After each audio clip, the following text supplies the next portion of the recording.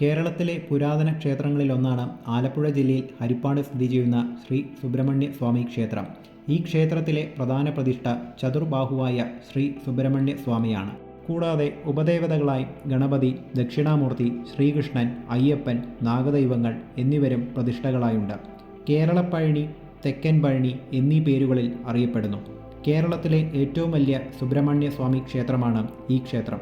ഈ പ്രവേശന കവാടം കഴിഞ്ഞ് അല്പദൂരം മുന്നോട്ട് നടന്നാൽ ക്ഷേത്രമുറ്റത്തെത്താം. ക്ഷേത്രത്തിൻ്റെ മുന്നിൽ നമുക്ക് ആൽമരം കാണാവുന്നതാണ്.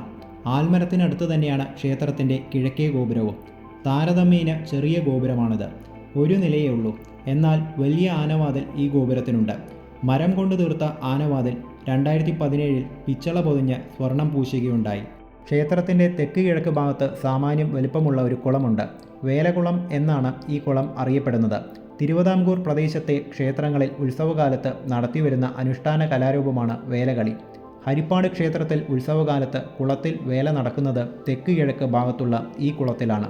അതുകൊണ്ടാണ് ഇത് വേലകുളം എന്നറിയപ്പെടുന്നത്.